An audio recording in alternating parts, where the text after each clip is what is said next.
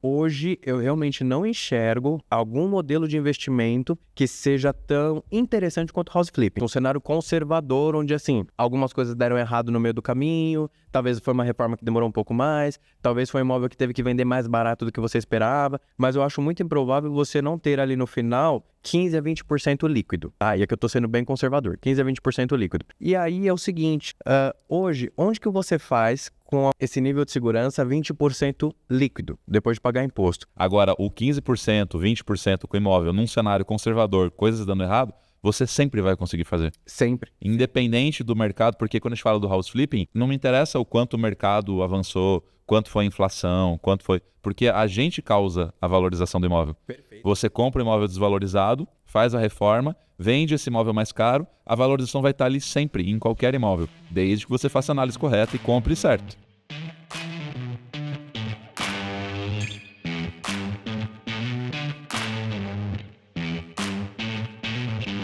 Seja muito bem-vindo ao Flippercast, podcast que fala de mercado imobiliário sempre com uma linguagem fácil para você entender que investir em imóvel não é difícil, não é complicado, e hoje estou recebendo aqui um convidado muito especial, ele que é flipper, João Paulo, investidor do mercado imobiliário, que agora encontrou no house flipping o caminho para focar e fazer dinheiro mesmo com imóveis.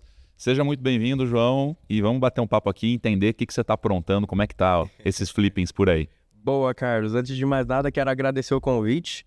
Então, sou da primeira turma do curso e acima de qualquer coisa do bate-papo, que eu sei que vai ser bacana, é um prazer imenso estar aqui com um professor que foi tão importante para mim nessa jornada toda e que está se mostrando cada vez mais lucrativa, boa, prazerosa de ser feita. Vamos entender então como é que foi essa tua jornada. Eu sempre gosto de começar tentando entender assim qual foi a tua formação, o que você estudou, começou trabalhando aonde, o que te levou para o mercado imobiliário. Eu gosto sempre de trazer essas histórias porque às vezes as pessoas estão ouvindo e falando assim, pô, eu tô aí nessa posição que o João tava lá, sei lá quantos anos atrás, quando ele estava decidindo e tal, para as pessoas também entenderem que de repente elas podem adaptar o caminho também e ir para o mercado imobiliário, porque eu acho que muita gente tem dificuldade de se imaginar como um investidor, né, de imóveis, né? Não parece às vezes uma coisa tão tangível, né? Parece distante, precisa ter muito dinheiro, precisa ter... Como é que foi você, quando você estava ali, né, aquele período de escola, tal, você imaginava que você ia estudar, ia fazer o quê, ia trabalhar com o quê? Como é que era isso? Cara, talvez essa história seja até um pouco engraçada porque eu tô totalmente fora de qualquer cogitação do mercado imobiliário, né? Ou pelo menos eu estava, hoje não, mas eu estava totalmente fora.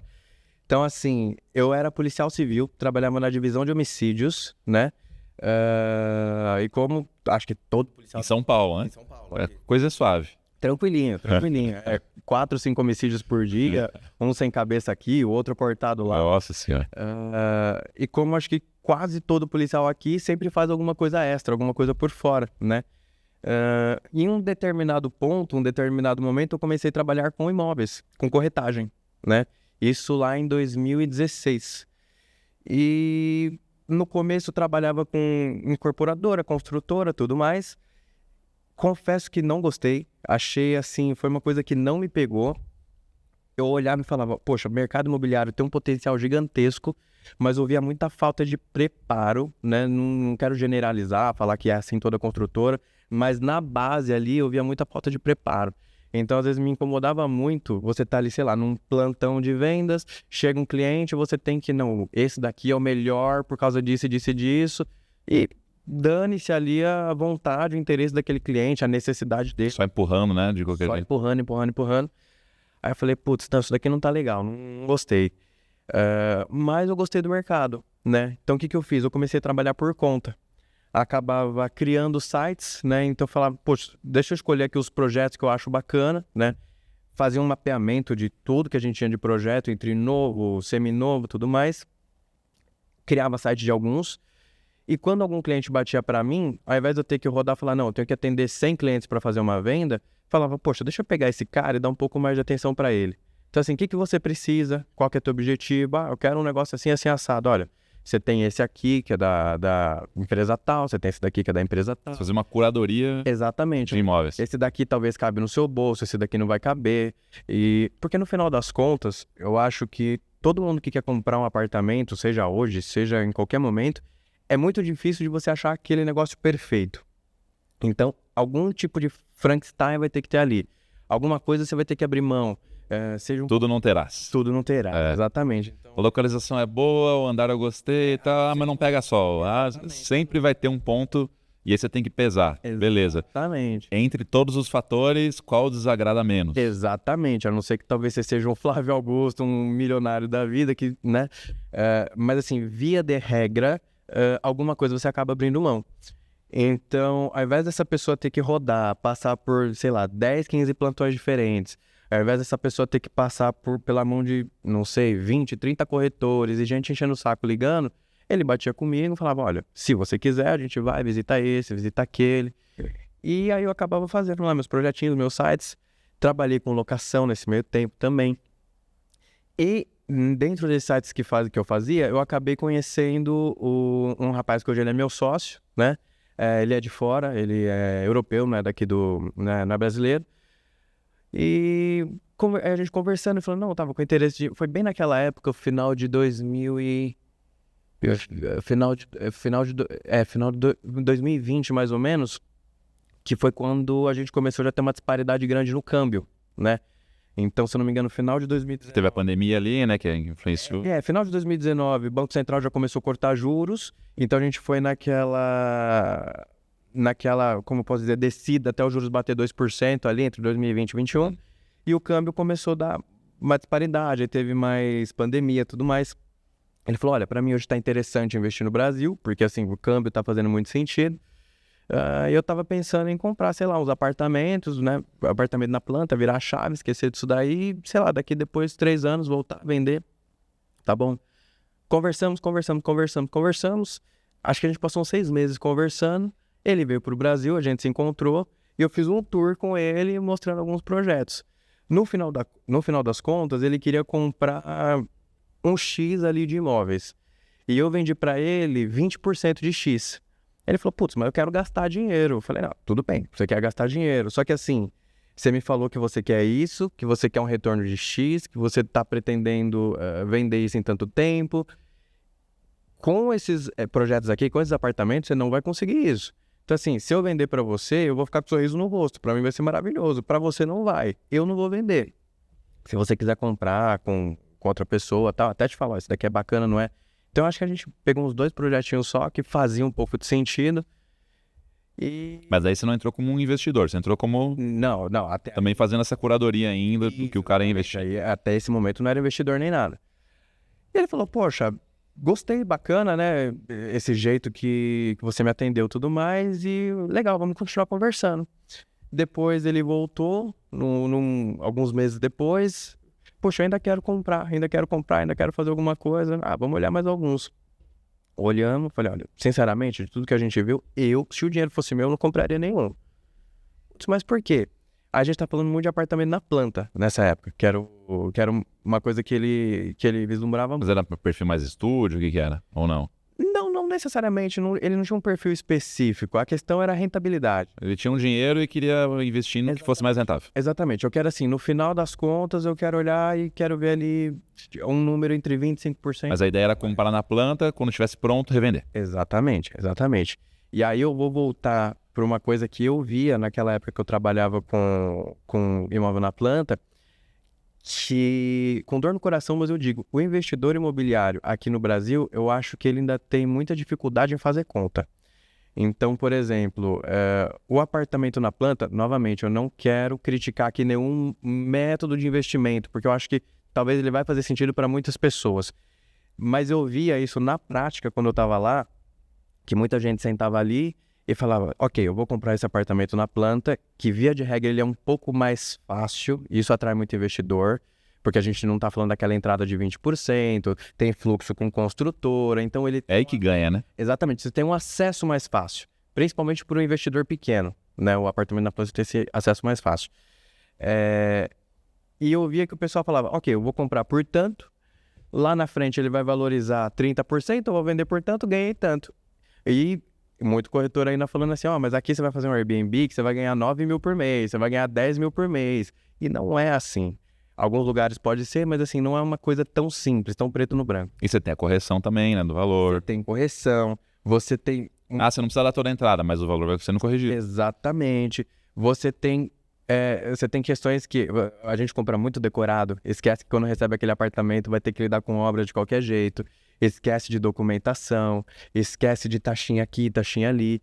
E principalmente eu acho que o investidor brasileiro o investidor, como eu posso dizer, o investidor mais de entrada, né? Hoje, talvez com a internet você tem um pouco mais de informação, mas antes eu via muito isso. Esquece muito de pensar em dinheiro no tempo. Então, assim, tá bom, eu vou comprar aqui, eu vou ter uma valorização de, sei lá, 20%, mas em quanto tempo? Porque uma coisa é você valorizar 20% em um ano, outra coisa é você valorizar 20% em 3 anos e meio, 4 anos. É uma conta totalmente diferente, né? E eu acho, pelo menos eu via o investidor ter muita, não vou nem dizer dificuldade, mas desconhecimento na hora de fazer essas contas, né? Enfim, e o negócio dele era número. A família dele tem banco, ele tem construtora lá em Portugal, tudo mais. Então, assim, ele já era uma pessoa com um pouco mais de conhecimento, né? Eu falei, olha, sinceramente, aqui eu acho que não vai bater essa rentabilidade que você está pensando.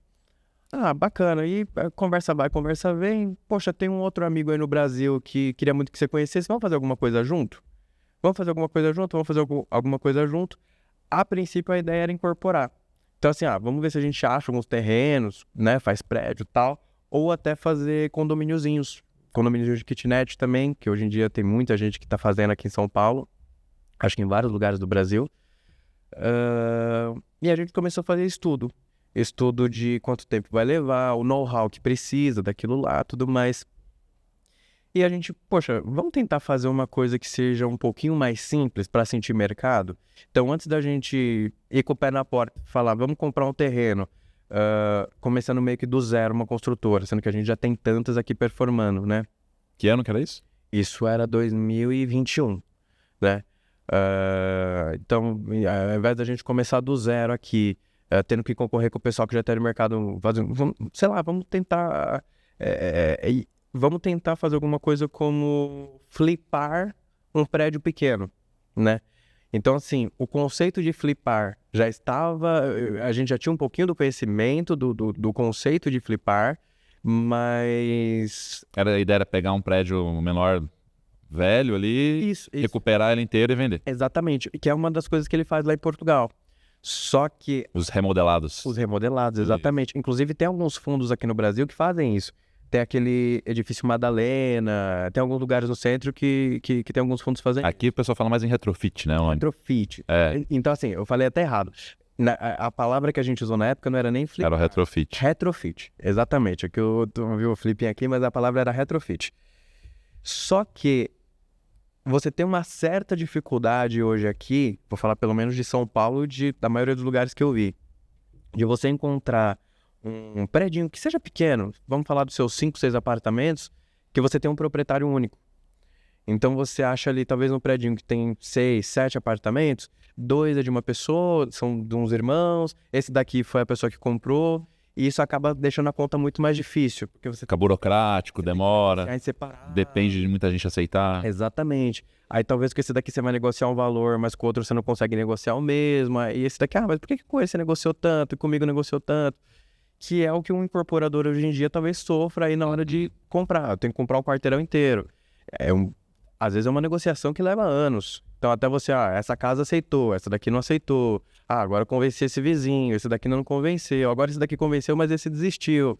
Então, agora você ele quer mais, né? Exatamente. Então acaba sendo um processo meio burocrático. E nessa a gente falou, vamos tentar leilão? Vamos tentar leilão. Ou seja, você foi passando por tudo. Fomos passando por... Imóvel na planta, ficou, você percebeu que não é tão rentável assim. O problema do imóvel da planta, eu acho, que você compra, deu certo, né? Teve um lucro. Sim, sim. Só que o teu lucro fica completamente dependendo do mercado. Vai valorizar. Quanto? Quanto que esse mercado vai andar? Quanto que... Então tem muita incerteza. Total. E aí é uma coisa particular minha. Hoje eu tenho para mim que o preço dos imóveis novos, eles já são um pouco esticados, pelo menos falando de São Paulo. Inclusive, isso é uma das bases pro house flipping dar certo.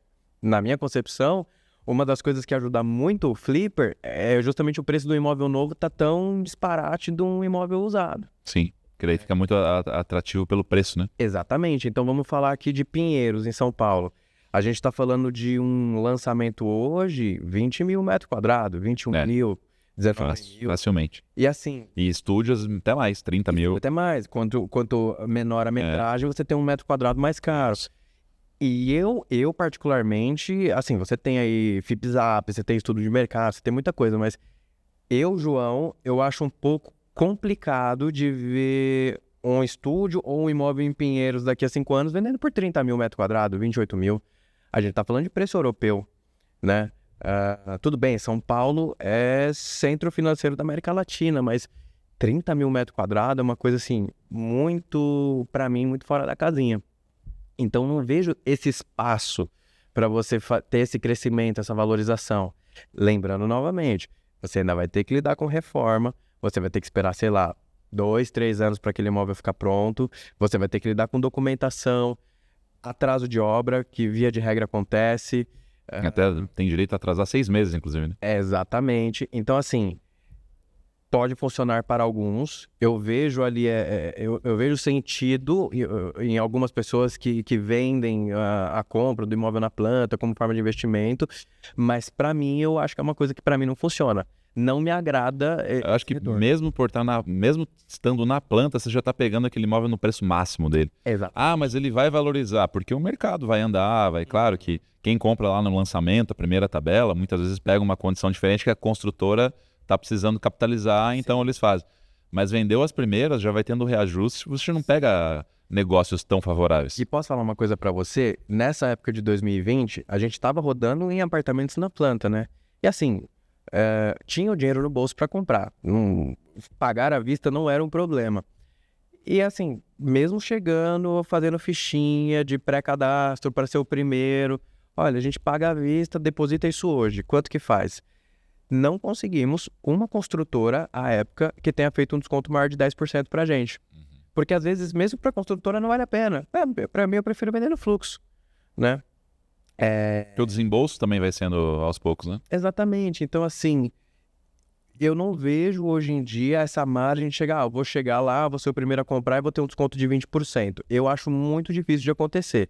Se você conseguir um desconto desse, eu falaria, desconfia. Provavelmente pode ser um imóvel que está encalhado.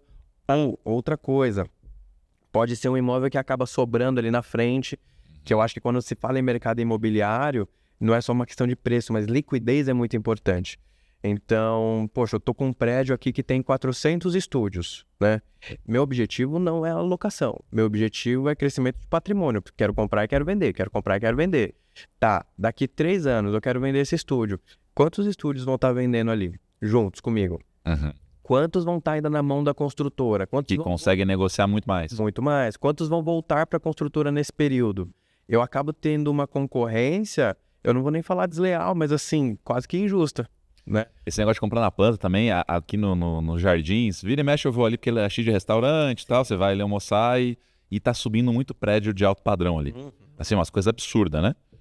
E esses dias eu passei vendo assim o segundo andar já era um apartamento ali, ele tava com a sacada, assim, as janelas, colada com um muro de uma casa comercial do lado, assim, na beira da rua. E aí você fica assim, cara, o cara vai pagar uma fortuna no metro quadrado disso aqui, num prédio de altíssimo padrão, às vezes comprou na planta, então nem teve a noção de que a sacada dele ia estar colada ali, porque você não tá vendo. E aí o cara chega ali, ele sai na sacada, ele tá tipo um muro. Você fica, puta, aí pagando uma fortuna. Exatamente. E aí é o ponto. E para você, assim, se a tua intenção como investidor é crescimento de patrimônio através de venda, como que você se desfaz desse ativo? Isso. Então, assim... Esse é o que provavelmente fica encalhado para a construtora vender depois de estar pronto. Então, eles empurram ainda na planta, às vezes. Exatamente. Então, assim, só fazendo um parênteses aqui agora, pulando um pouquinho, talvez para frente da nossa conversa, outro dia eu estava procurando imóvel para comprar, aqui já falando de house flipping, já agora coisa recente, né? E achei um imóvel, me fugiu o nome agora da rua, mas ela é paralela com a Paulista, é uma para baixo da Paulista, perto da maternidade ali. Eu não vou conseguir te ajudar porque eu não sou especialista em São Paulo ainda. Mas é uma paralela com a Paulista, é uma para cima da Ribeirão Preto, se eu não me engano. E preço do metro quadrado, acho que tava 4 mil, 5 mil metros quadrados. O que pra região é assim, meio que impensável. Aí eu fui lá pra ver o imóvel. O imóvel, primeiro, absurdo de grande. O imóvel, acho que ele tinha, se não me engano, 187 metros quadrados. Você se perdia lá dentro. O que hoje eu, como flipper, não compro. Imóvel grande dessa forma, pra mim, é elefante branco, né? Bastante coisa pra fazer, condomínio caríssimo. Aí eu falei, poxa, peraí, como que eu vou me desfazer do imóvel desse? Você não tem hoje família que precisa de 4, 5 quartos, que precisa de um imóvel de 200 metros quadrados. Então, assim, o mercado imobiliário, ele tem muitos detalhezinhos para além do número, do preço. Ah, não é porque tá 4 mil metros quadrados que é um bom negócio. Não é porque vai valorizar, sei lá, 20% aqui, período de obra, inflação e tudo mais, que é necessariamente um bom negócio. Então, tem esses pormenores, né? Sim. Só para fazer esse paralelo. Vamos voltar lá então na história. Voltando. Você foi pro leilão. Fomos pro leilão. Aí começamos com o imóvel de leilão. Aí vai, beleza. Aprender a lidar com o leilão, aprender a ler documentação, aprender tudo. E dá-lhe curso, e dá-lhe teste. Bem, entre batermos o martelo, vamos começar a mexer com o leilão, começar a aprender. E o primeiro imóvel que a gente comprou foram 2 meses e meio. Então a gente participou ali no começo de uns 4 ou 5 leilões. E um deles, a gente sempre ficava em segundo, né? Mas uma das coisas que eu tinha aprendido no leilão, não tem amor, isso é engraçado, porque você vê realmente no leilão o pessoal, às vezes, dando lance maior do que... Se emociona, né? Maior do que seria valor de mercado. Ou então, para quem já entende de leilão, que você tem primeira praça e segunda praça, e a segunda praça você tem um valor menor, o pessoal pagando na segunda praça é valor maior do que estava na primeira, né? Então, assim, esse imóvel é maravilhoso. Não é para casar com aquele imóvel. Se estipula teu limite, é isso, faz sentido, passou daquilo ali, vai, abraço, vai pro próximo, né? E fomos para leilão. Compramos alguns imóveis em leilão, deu certo, foi uma experiência bacana. Só que, quando a gente estava com esses imóveis de leilão, foi a época que eu falei, peraí, agora eu quero entender muito de reforma, né? Então aqui a gente já tá falando que eu já tinha minha sociedade com ele, já havíamos montado essa sociedade, né? Eu já estava administrando tudo e na minha cabeça eu tinha que entender de tudo um pouco. O que eu vou falar que talvez para alguns flippers eu não recomendo, porque eu acho que assim, você tem perfis de flippers, mas para mim ali, tocando esse negócio, e já que a gente tinha uma escala, eu já sabia que a escala seria um pouco maior, eu queria, mas peraí, eu tenho que entender um pouco de obra, eu tenho que entender um pouco da parte aqui tributária, tenho que entender um pouco da parte da compra, da parte principalmente de precificação. Eu acho que isso é uma coisa importantíssima para o flipper hoje, entender de precificação, né? Aí eu falei, peraí, agora eu tenho que começar a entender de obra, tenho que começar... Porque eu vou chegar lá, vamos começar a fazer uma obra aqui. E isso... Olha, eu fiz bastante curso de leilão também. E tem cursos muito bons, mas... Tem cursos também que eles são ótimos na parte de leilão, só que daí, às vezes eles falam assim, não, mas aí você dá um tapa ali, você dá uma pintura, você vai gastar, sei lá, 4 mil com uma pintura, faz isso e aquilo e põe para vender. E assim, hoje, como eu entendo o mercado, legal, comprei um imóvel muito barato no leilão, mas dependendo do estado que aquilo ali tá, se eu der só um tapa, eu vou ter que vender ele barato do mesmo jeito. Eu não vou rentabilizar, né? Então... Hoje, gastar 5 mil de obra para mim é impensável. Assim, eu vou fazer 5 mil, talvez eu não termine de fazer um porcelanato ali. Aí eu falei, não, peraí, essa parte aqui eu acho que tá deixando um pouquinho a desejar ainda dos cursos de leilão que eu tava fazendo. Parte de leilão, documento ótimo, essa parte de reforma não é a pegada do pessoal. O pessoal te ensina a arrematar, mas depois o que você faz com o imóvel... Exatamente. Aí eu comecei agora eu comecei a entrar na pira da reforma, né? Então, aí eu fui atrás de fazer curso de auxiliar, me fugiu agora o nome, mas você tem o engenheiro, você tem o arquiteto e você tá. É o técnico de edificação? Técnico de edificação, né? Aí fui e tal. E aí no meio do caminho teve um mosquitinho que me picou, que foi o teu curso, né? Aí... Eu nem lembro, mas eu acho que me apareceu no Instagram. Isso era a primeira turma ainda. Eu lembro que na época, se eu não me engano... 2022, talvez, isso? 20? Isso, exatamente. Eu lembro que na época, eu acho que as lives você até colocava no Instagram, era o Instagram fechado, você entrava... Era isso aí mesmo. Aí você pediu acesso no Instagram, e eu lembro que eu ficava ouvindo as lives que estavam lá e tal. E eu achei maravilhoso, mas assim, eu achei o curso maravilhoso do início ao fim. Por quê? Porque eu achava muito objetivo. o conceito de house flipping, você conseguiu trazer ele de uma forma muito mais densa, porque eu acho que assim, mas sem ficar, sem querer ficar sendo muito filosófico. Densa, mais objetiva, né? Então, eu achei sensacional. E você trouxe outras partes também, como a própria questão da SCP, a questão de fazer em sociedade, e a parte da reforma, que você já tinha um conhecimento técnico em cima disso, mas de uma forma objetiva. Então, assim, você não precisava ficar ensinando como que eu vou fazer aqui uma leitura técnica de uma planta e tudo mais. Mas, assim, você como flipper, o que você precisa entender?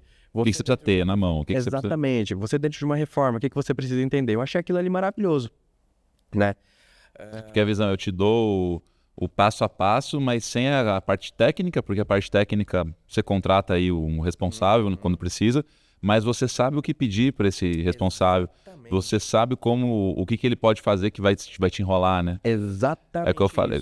Vem muito mulheres em falar isso comigo. Sim. Fala assim, eu tenho medo de fazer porque o pedreiro não vai me respeitar, o pedreiro vai me enrolar, o pedreiro... Eu falo, não. Ele vai te enrolar e não vai te respeitar se ele vê que você não sabe o que está acontecendo. Agora, se você tiver o conhecimento do como as coisas têm que ser feitas, o que tem que ser feito, ou até mesmo um suporte de ter a comunidade lá, né? Sim. Pô, tô na dúvida. Que ajuda demais. Pergunta lá para um monte de gente que tem muita experiência. Recomendações. Então, aí não te enrola. O meu objetivo sempre foi esse. Quais são as besteiras que o pessoal faz que acaba perdendo dinheiro na obra e o que a pessoa precisa ter, o mínimo, para ela não ser enrolada. Sim. É isso. Exatamente. Porque... Não, mas assim, o que você falou tá perfeito. Porque, no final das contas, você não precisa ser um engenheiro, um arquiteto, você não precisa ser um exímio executor de obras, mas a partir do momento que você quer estar um pouco mais presente naquilo ali, ou que você não vai terceirizar tudo simplesmente, ou mesmo que você terceirize, mesmo que, não, peraí, eu vou contratar um mestre de obras, ou um gestor de obras, ou um arquiteto para tocar tudo para mim. Você também tem que entender o que está acontecendo, qual que é um mínimo para talvez aquele engenheiro, aquele gestor de obras ou aquele arquiteto não oferecer para você uma coisa que você não precisa. É isso. Aquele projeto completão, com um monte de coisa. E isso era exatamente o que tinha dentro do teu curso. Eu falei, putz, maravilhoso. Aí eu peguei o conceito do house flipping para implementar dentro dos imóveis que a gente já tinha, seja de leilão, seja de apartamento na planta. Para aumentar o valor de venda deles e a liquidez deles. Exatamente. E também para tirar aquela minha dificuldade inicial de ter que lidar com essa parte aqui. E fluiu muito bem. Vendemos, deu tudo muito certo. E, ok, os próximos agora? Aí a gente acessou ali, peraí, ó, apartamento na planta foi assim, o leilão foi assim. Vamos tentar o house flipping também? Você tinha feito também a construção, né? Você comentou. A construção? Vocês tinham umas kitnet, você só chegou a pensar, mas não foi. Chegou a pensar. Mas não foi pra frente. Cogitar, não foi pra frente. Tá. Aí, agora eu já mexo com construção, tenho 2 casas, mas isso é um negócio à parte, é outra história. Ok, vamos tentar o house flipping também? Vamos tentar o house flipping também.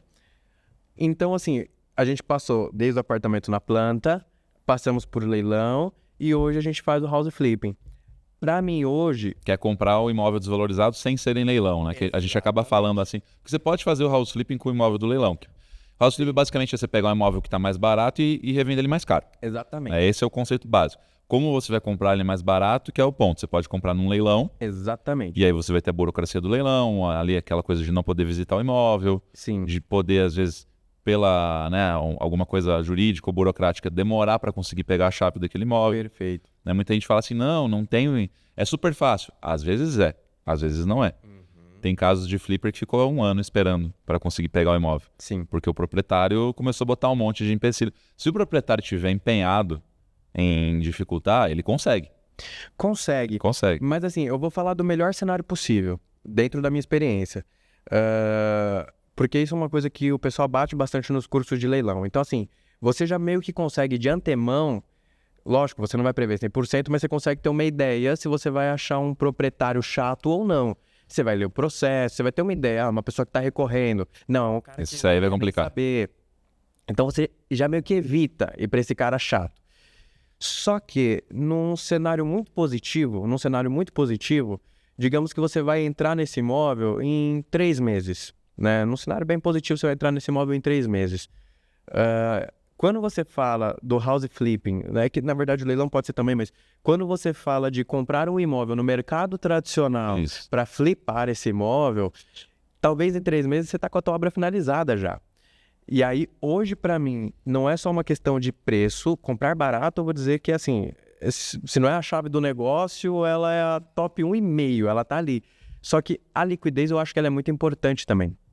Então, não é só economizar em tudo, mas o giro rápido me atrai muito. Então, eu vejo que o leilão, por mais positivo que ele seja, você tem um tempo ali de espera que você não tem como evitar. E aí, assim, pode ser que eu arremato um imóvel no leilão e a chave está lá na portaria, o imóvel está vazio, eu posso entrar na mesma semana. Só que a documentação oficial do juiz, falando no leilão judicial, a sua emissão... Para regularizar o registro. Regularização e tudo mais, ela não saiu ainda. Ok, eu vou correr o risco de sair quebrando isso daí?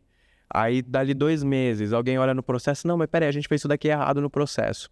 Que é anula. Aí ele olha lá, peraí, mas você não tinha autorização de entrar no imóvel ainda. Você já quebrou isso, já quebrou aquilo lá. Você pegou um problema pra tua vida gigantesco ali, né? Então, assim, o ideal é que você espere regularizar, ou que você tenha pelo menos a emissão na posse pra você, ó, peraí, beleza, eu vou começar a quebrar isso aqui, vou começar a mexer ali. Então, é meio que inevitável de você ter que se segurar ali um tempinho. Só que o teu pagamento já foi feito. Você já pagou ali quando você fez a arrematação, você já pagou o leiloeiro, você pagou o processo, tudo mais. Então, assim, teu dinheiro no tempo já tá correndo, tua rentabilidade já tá comendo. Quando a gente fala da compra do imóvel no mercado tradicional, às vezes eu tô aqui negociando com o proprietário daquele imóvel, ó, vou fechar, vou financiar com o banco, tá, vamos fazer contrato, tudo mais. O imóvel não é meu, eu não tive um desembolso ainda, quiçá um sinal ali. Olha, será que eu posso visitar esse imóvel amanhã para tirar umas medidas, para, sei lá, pensar no que eu vou fazer? Às vezes, quando eu tô fazendo o desembolso, isso aconteceu já em flipping que eu fiz. Eu paguei a escritura, a gente agendou lá o dia da escritura, fez o pagamento da última parte do imóvel, ó, a chave tá aqui na mão, no dia seguinte eu tava dentro já com a equipe. Você já sabia o que tinha que fazer, já tinha projeto? O projeto já tava pronto, a equipe já tava avisada, paguei no dia seguinte já tava lá, levando material e começando a obra. E o tempo, a gente até estava comentando sobre isso aqui, né? O tempo é fundamental. Fundamental. As pessoas olham assim a rentabilidade, eu consegui 40%, em quanto tempo? Exatamente. Eu consegui 40% depois de 10 meses. Se você conseguir 30% em 3 meses, foi muito melhor. Exatamente. Essa é a conta que as pessoas esquecem de fazer. Exatamente. Tanto que hoje eu sou muito chato com conta. Então, por exemplo, nas minhas planilhas que eu utilizo lá, então eu coloco lá, por exemplo, IRRX, então, assim, o retorno do valor no tempo considerando as entradas diferentes e saídas diferentes. Então, vou fazer um flipping aqui. Eu vou ter um desembolso no mês 1, vou ter um desembolso no mês 2, vou ter um desembolso no mês 3, vou ter um desembolso no mês 4. Ou da mesma maneira, olha, eu fiz 30% em 6 meses. Quanto que isso representa mensalmente? Representa 3% ao mês, um exemplo. Tá, então quanto isso representa ao ano, né? Então, assim, eu sou chato com essas questões de número. E realmente, eu fiz 40%, tá? Em quanto tempo, né? O número por si só, sem o contexto, não significa que ele é uma coisa boa, né? Putz, eu fiz 17% só, mas tá, em quanto tempo? Porque assim, fazer 17% em 2 meses, você vai estar fazendo 100 e poucos por cento ao ano, 200% ao ano. Então, assim, a gente tem que tomar cuidado às vezes também para não se prender muito em número e acabar deixando uma oportunidade boa passar. Ou talvez não entrar na oportunidade que é o melhor pra gente. Aí, para finalizar essa parte de leilão, a gente entrar no house flipping como ele é hoje. Aí, novamente, opinião minha. Eu acho o leilão legal para alguns perfis. Então, assim, eu sou aquele cara que eu tô começando do zero, eu realmente quero fazer, não tenho investidor, tem talvez, sei lá, uns 20 mil aqui guardado, uma coisinha pequena. Você tem algumas possibilidades no leilão, que é aquele leilão da Caixa, que você vai financiar ali 95%. Consegue, às vezes, pagar 5%. Exatamente, que também não é uma coisa assim... Que sempre tem, né? Não é uma coisa que, abriu o edital... É que falam como se não, todo mundo consegue. Não é assim. Então, talvez ali seja um caminho legal para você iniciar, né? Ou quando a gente está falando um volume de dinheiro muito alto. Eu acho que daí talvez o leilão faça sentido. Então, assim, olha, eu tô com 15 milhões aqui, não quero mexer com incorporação. Às vezes você vai achar uma casa de condomínio que, sei lá, ela vale 12 milhões e está saindo no leilão por 8. Ou uma fazenda. Tudo bem, a gente aqui é imobiliária ainda, mas está falando aqui já de um conceito um pouquinho diferente. Mas ali é um lugar que você não tem uma concorrência tão acirrada no leilão, e é um lugar onde essa margem acaba fazendo muito sentido. Agora, poxa, eu tenho aqui um imóvel de R$400 mil. Comprei esse imóvel por, sei lá, 250, 280 no leilão. Cara, isso você faz no house flip. E eu vou falar para você que nessa margem de preço, ali de uns 200 mil até uns 800, 900 mil, você faz com muito menos concorrência no house flip. Sim, sem dúvida. Porque você está indo no imóvel que ninguém está olhando, que não está óbvio. Porque você entra no... Ainda mais hoje, com o tanto de curso de leilão que tem por aí, tem um monte de gente de olho acompanhando. Imóvel bem localizado, esquece. Não vai fechar a viabilidade. Não vai fechar. Porque vai ter um monte de gente olhando para morar e não para investir. E aí, se o cara vai morar, pô, sei lá, o imóvel é 1 milhão. Se ele pagar 950 mil, ele já está feliz. Total. Para o investidor, a conta não vai fechar. O investidor teria que pagar muito menos. Então, a concorrência fica praticamente inviável você investir nos imóveis bem localizados. Por isso que o pessoal acaba indo muito para os Minha Casa Minha Vida, né? Coisa assim, que são em bairros mais periféricos e tal, que você consegue comprar lá um imóvel por 100 mil reais, por coisas assim, para revender depois por 200, sem precisar gastar muito com reforma, né? Que o pessoal vem, só pinta aqui e tal. Eu vejo muito dando certo ali para girar, e funciona, realmente funciona. Mas se você quer, não, eu quero ir para um imóvel, pegar um imóvel que vai ter uma liquidez alta, que esteja bem localizado, no melhor bairro da cidade, dificilmente você vai conseguir no leilão. E enquanto que quando a gente fala do mercado tradicional é totalmente oposto. Você vai para um bairro consolidado, você vai para um bairro bom, você vai para um bairro de alta liquidez.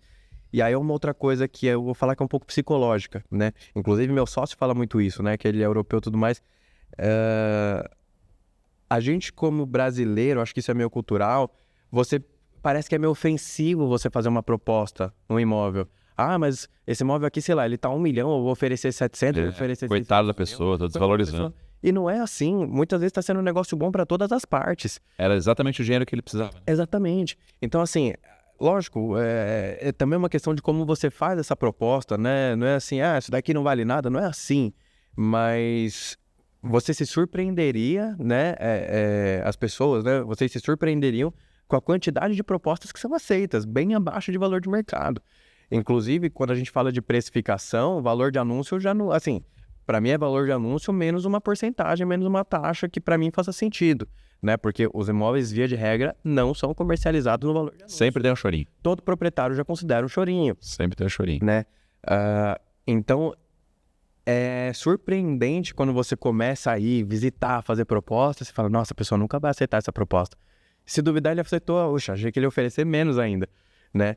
Então, isso é uma coisa que a gente tem que tirar da frente também, de falar, não, mas eu vou fazer uma proposta muito baixa, quem que vai aceitar essa minha proposta? Não é bem assim. Semana passada eu tava numa mentoria com os flippers lá, aí uma flipper de lá de Curitiba até, contando que ela tava também nessa de, meu Deus, não tô conseguindo fazer proposta e não aceitavam, e aí ela ficava, será que eu tô fazendo a proposta muito baixa, será que...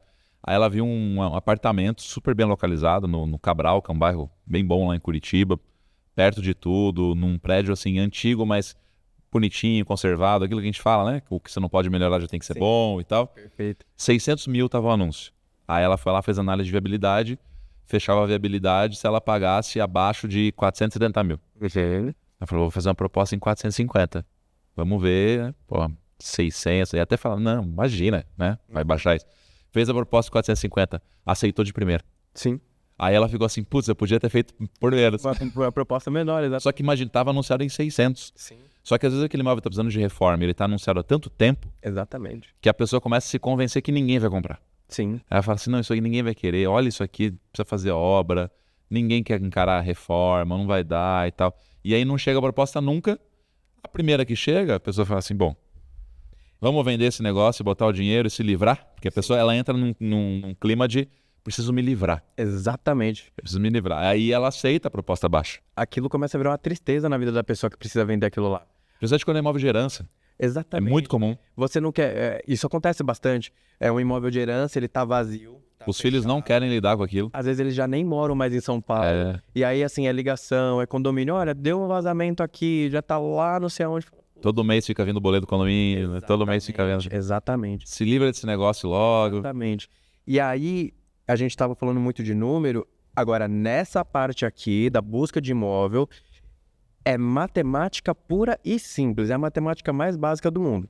Quanto mais imóveis eu olhar e planilhar, mais imóveis eu visitar, mais imóveis eu fizer proposta, mais apartamentos com viabilidade eu vou achar que vão bater e que vão aceitar minha proposta. Aqui é matemática pura e simples.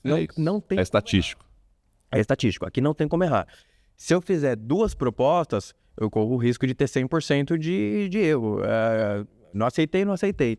Se eu fizer 20, 30 propostas, é muito improvável que você não vai achar um que vai aceitar a tua proposta. E aí, assim, quantos imóveis você precisa por ano? Eu acredito que a grande parcela do pessoal que está falando com a gente não é o pessoal que está fazendo 20 imóveis por ano. Então, assim, às vezes você precisa de um imóvel para você talvez bater o que você está ganhando no seu trabalho tradicional. Se fizer um imóvel que te deu 100 mil reais, né, quantas pessoas fazem 100 mil reais por ano no Brasil? Exatamente, exatamente. A gente já está falando ali dos 5% mais ricos, provavelmente. Então, assim, aqui é uma matemática e estatística pura e simples. Então, não é porque você tomou 1 não, 2 não, que tem que parar. Aqui é planilhar, saber o que eu estou planilhando, né? Fazer a comparação do que é um preço de mercado, do que é um preço mais abaixo, do que é o preço de um novo, eu incluiria aí, para você ter noção desse gap entre um apartamento novo e um apartamento usado. Ok, eu vou visitar, vou fazer proposta, eu vou visitar, vou fazer proposta, eu vou visitar, vou fazer proposta. É muito improvável de você não conseguir. E quem eu vejo que fala assim, eu não estou conseguindo encontrar. Eu falo assim, mas quantos imóveis você visitou? Exatamente. Ah, eu visitei 2. Não, você tem que visitar mais. Exatamente. Ah, mas eu acho que não está fechando bem a conta e tal. E aí sempre que você vai olhar, a conta não está fechando, ou porque a pessoa está sendo muito conservadora. Então ela está olhando assim, se tudo der errado e mais um pouco, o que acontece? E aí ela sempre vai para o cenário de catástrofe, assim, sabe? Sim. Se eu não conseguir comprar por um preço baixo e não conseguir vender pelo preço que eu calculei e ainda gastar o dobro na reforma, o que acontece? Aí fica difícil mesmo, porque você está dificultando tudo, você está dizendo que você vai errar em tudo. Exatamente. Né? Aí também não dá. E a pessoa procura pouco imóvel. Ah, eu listei 10. Por que você não listou 20? Ah, eu não encontrei, mas você olhou aonde? Ah, eu olhei nesse site. Por que você não olhou no outro também? Porque você... Ah, mas no meu bairro acho que não tem mais. Não tem um outro bairro que faz sentido com infraestrutura, a parte urbana e tal, com esse bairro que você pode comparar os dois? Sim. E fazer um número maior de pesquisa, de prospecção, Então sempre que você vai, né, cutucando, você vai descobrindo que a pessoa não encontrou, geralmente porque ela não se esforçou tanto em encontrar. A gente estava falando até antes aqui também, né? Muitas pessoas hoje vendem como algo, não, é simples, é fácil, ó, faz 40%, faz... Não, te dá um trabalho de bunda na cadeira, prospectar, olhar, garimpar o imóvel mesmo, visitar. Você pode colocar alguém para fazer por você? Pode colocar. Mas, vou pôr um corretor. Será que o corretor vai ter o mesmo cuidado, o mesmo olhar do que você que é um investidor e que vai colocar o dinheiro ali? E o entendimento do que precisa. E agora, já que você tocou nesse ponto, dentro dessas 2 que você falou, eu incluiria essa terceira. Porque assim, isso conversando com o pessoal lá da comunidade, eu vejo acontecer com algumas pessoas. House flipping é um investimento muito bom.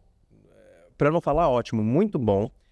É um investimento tecnicamente bem seguro mesmo, e que te dá uma margem muito boa, né? Então assim, aqui eu vou até ser um pouco conservador, eu vou falar, mas eu acho muito improvável, e aqui novamente, um cenário conservador, onde assim, algumas coisas deram errado no meio do caminho, talvez foi uma reforma que demorou um pouco mais, talvez foi um imóvel que teve que vender mais barato do que você esperava, mas eu acho muito improvável você não ter ali no final 15 a 20% líquido, tá? E aqui eu tô sendo bem conservador, 15 a 20% líquido.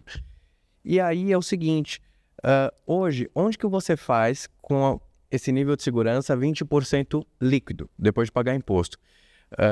Eu acho muito improvável você fazer esse retorno sem você mexer com, sei lá, seja cripto, seja ação, seja algum tipo de investimento. Que aí você vai ter um risco muito maior. Né? Algum outro tipo de investimento mais estruturado, onde você não tem nenhuma certeza do retorno, onde você não sabe o prazo em que você vai ter aquilo e você tem um risco muito maior. Só que daí chega na hora do house flipping, que é realmente um investimento bom e é um investimento que você consegue sim fazer números altos, mas a pessoa vai fazer o primeiro imóvel dela e fala, não, se eu não tiver aqui na minha viabilidade 40% de retorno, esse imóvel não tá dando certo. Fala, poxa, mas espera aí, você tá... Primeiro que ela sempre joga isso ao ano, e geralmente é menos. Isso. Isso, exatamente. Então você fala, poxa, mas peraí, você estava aqui até agora falando que o retorno dos 15% era maravilhoso, e agora por que com o house flipping no seu primeiro você quer fazer 40%, 45%? Talvez você vai fazer um dia, conforme você vai ganhando mais experiência, ou talvez você, poxa, nesse daqui eu fiz os 40%, nesse daqui eu fiz 20 e poucos, nesse daqui eu fiz 30%, nesse daqui eu fiz 19%. É um processo, é uma construção. Mas às vezes a pessoa se trava naquilo. Não, se na minha planilha não der 35%, esse imóvel não tá bom, porque se alguma coisa errada acontecer, cara, você não acha 20% líquido para mercado se mata. Assim, mercado para ter alguma coisa com segurança hoje de 20% líquido, você vende isso para qualquer cliente, se você tiver uma corretora, né, com uma certa segurança, 20% líquido, você vende isso, né? Sem risco.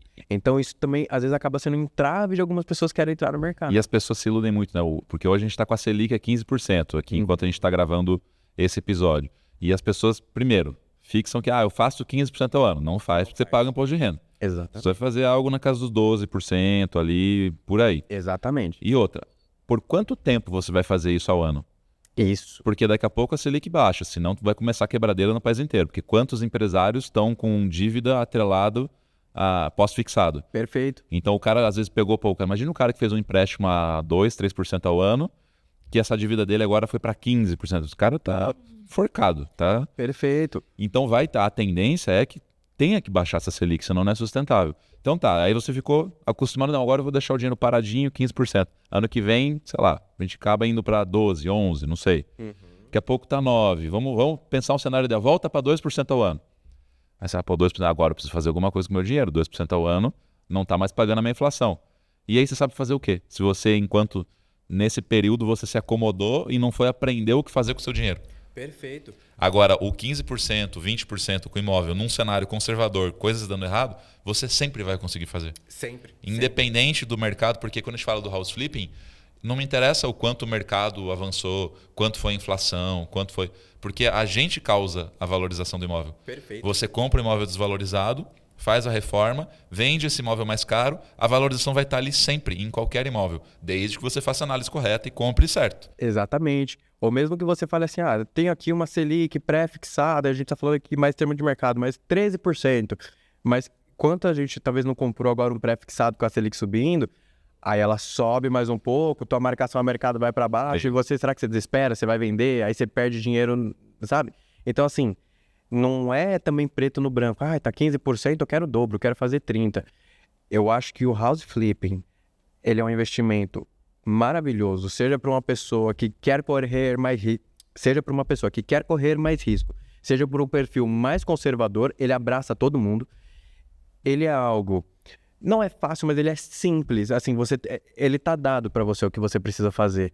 Principalmente quando você pega, que nem o teu curso, que é muito objetivo, tá dado o que você precisa fazer. Lógico, no caminho você vai ter experiência, você vai conhecer um pouco mais, você vai aprender. Tem que lidar com a mão de obra, entender quem que é o pedreiro bom, quem que é o pintor. Vai transformar aquilo ali para sua realidade. Eu acho que você tem hoje alguns perfis diferentes que iniciam no house flipping. Para cada um desses perfis, o caminho que você vai seguir é um pouco diferente. Então tem uma construção também, mas assim, tá dado. E isso independe de onde você tá. Você não precisa estar em Wall Street, você não precisa estar aqui na Faria Lima. House flipping hoje você vai fazer em São Paulo, você vai fazer em Curitiba, você vai fazer em Belo Horizonte, você vai fazer numa cidade do interior, você vai fazer fora do Brasil. O conceito é o mesmo. Talvez vai ter alguma coisinha assim, local que você vai ter que entender, alguma burocracia, alguma taxa, alguma questão de mercado local, mas a aplicabilidade do conceito não vai mudar. Então, assim, hoje eu realmente não enxergo algum modelo de investimento que seja tão interessante quanto house flipping. Vamos falar da tua experiência, então, como flipper. Você falou que estava lá com os imóveis de leilão, deu uma reformada neles, vendeu, conseguiu ali ter uma rentabilidade, e aí você falou, não, agora eu vou comprar o imóvel procurando nos anúncios normais, Você focou procurar onde, qual site, foi direto com a imobiliária, foi falar com o corretor, como é que você encontrou o primeiro? Tá, vamos lá. Então, assim, aí novamente eu peguei um conceito do curso, né? Um conceito do curso que eu acho que é o básico e que funciona muito bem. Então, para mim, primeira coisa, a região que eu quero olhar o house flipping tem que ser uma região boa, uma região consolidada, uma região de alta liquidez. Então, a gente está falando de bairro bom. Por quê? Porque, para mim, tem que ser uma região onde o preço do imóvel novo esteja muito distante do preço do imóvel que tem os maiores gaps de diferença de preço. Maior gap de diferença. Então, vamos falar de São Paulo para quem conhece. Vamos pensar bairros como Carrão, Penha, Vila Matilde, são alguns bairros da Zona Leste que hoje eles estão crescendo muito. Tem muito imóvel novo lá que está saindo, só que você não tem um gap de preço entre esse imóvel novo e o imóvel antigo tão grande. Existe o gap, mas não é um gap tão grande. Então você vai pagar, sei lá, 10 mil metros quadrados de um, 7 mil metros quadrados do outro. A pessoa que está comprando, ela está mais tendenciosa a ir para o imóvel novo. Tá falando, putz, mas eu vou comprar um imóvel antigo e tal, porque a diferença de preço ela não tá, Não tá grande. não tá tão grande. O diferencial principal é o preço. Exatamente. É isso. Agora vamos falar de um bairro como Vila Mariana, como Pinheiros, como Itaim, como Jardins. Se hoje você for comprar no Jardins um imóvel novo, aqueles que você falou que está saindo, eu acho muito improvável você achar alguma coisa ali abaixo de 24 mil metros quadrados. 24, 25, 26, 27. Enquanto você acha ali talvez 10, 11, 12 um imóvel antigo. A gente está falando de quase o dobro da diferença de preço. Só que você está falando de mesma metragem, você pagar muito mais caro. Padrão de construção diferente, né? Então, assim, a gente sabe da qualidade das construções antigas. Construção nova, tudo bem, você tem um monte de funcionalidade. Eu tenho lavanderia, tenho piscina, academia, tudo mais. Na minha experiência prática, é uma coisa que o pessoal não liga muito. Não. Saiu até pesquisa já mostrando isso. Sabe quem que liga para isso daí? O pessoal que aluga estúdio. Quem vai alugar o estúdiozinho? Eu quero ter uma... Ou criança pequena, às vezes gosta de ter, né? Biblioteca, uma área e tal. Mas aí a gente também já está falando de um condomínio clube, né? Porque geralmente os condomínios que estão bem urbanos, essa área de criança não é esse espaço de lazer para criança não é um espaço assim tão estruturado, né? Aí você está falando do condomínio clube. Então, assim, quem realmente hoje tem poder financeiro, capital para comprar esse tipo de imóvel, está procurando por esse tipo de imóvel, ele não se incomoda se ele vai ter que ir para academia, até porque geralmente a gente está falando de bairro bem localizado, então você tem uma academia boa na esquina, você tem um mercado... Ele já vai na academia para fazer network, para fazer... Exatamente isso. Então, pagar lá R$2.000 na Bodytech. Exatamente. Via de regra, são pessoas que já têm ali alguma profissional que trabalha no lar para fazer alguma coisa. Preciso que lave a roupa aqui, eu posso pedir para mandar lavar ali. E aí a gente entra até numa questão do próprio house flipping, que geralmente esses imóveis mais antigos, você tem espaço para fazer lavanderia dentro do seu apartamento e tudo mais. É coisinha pequena, mas... Então, assim, primeira coisa, tem que ser um bairro onde haja esse gap entre um imóvel novo e um imóvel antigo. Ponto. Beleza, estabelecer esses bairros. Aí, outra coisa, para mim hoje, que toco 3, já cheguei a tocar 4 ao mesmo tempo, não tem como, para mim não funciona. Um vai ser aqui, o outro vai ser lá longe, distante. Até por uma logística de pessoal, de obra, de material. Então, quanto mais eu conseguir deixar eles próximos, para mim é interessante, né? Vamos falar ali de uma questão de talvez 5, 6 quilômetros entre eles, acaba ajudando, né? Mas mesmo que você vai fazer um só. Então, assim, escolher um bairro onde haja esse gap e aí começar metrificar, começar a planilhar isso, tá? Então, quanto que custa um imóvel novo aqui? Tá, legal. Quanto que custa um imóvel usado em boas condições? O que é um imóvel usado em boas condições? Poxa, aí você vai ter que fazer o curso do Carlos, ou vai ter que ter pelo menos um mínimo de conhecimento, mas eu ainda indico fazer o curso para você entender, você vai olhar. Que é o passo a passo tem lá, né? Aquelas planilhas que eu entrego lá, tudo isso. Exatamente, é você olhar a foto, você pela foto você já consegue ver, esse banheiro aqui, ele é novo, mas ele tá datado ali talvez uns 10 anos. Você vê que um imóvel de 10 anos para cá ele já tem uma diferencinha. Você vê que ele é novo, né? Não, esse daqui ele tá totalmente reformado. Esse daqui eu vejo que ele tá novinho. E você não pode ser muito exigente no que isso vai ser como referência. Exatamente, né? Não pode ser muito exigente. Eu vejo também um erro dos flippers de olhar assim, deixa eu olhar os imóveis que vão ser a referência de preço para eu vender depois. Aí eles olham os imóveis usados ali da mesma região, que são similares. Aí olha e fala assim, mas isso aqui não tá tão bonito. Eu não vou colocar como referência. Ele não tá tão bonito, mas ele já é melhor do que a maioria, porque a maioria é muito ruim. Exatamente. E eu tô com medo de falar nomes aqui, mas, por exemplo, eu não vou falar nomes, mas tem uma página, tem um site que eles colocam imóveis, eles colocam muito imóvel no centro de São Paulo, né? Ali, eles são de Higienópolis ali. E são imóveis maravilhosos. Imóveis lindos, lindos, lindos.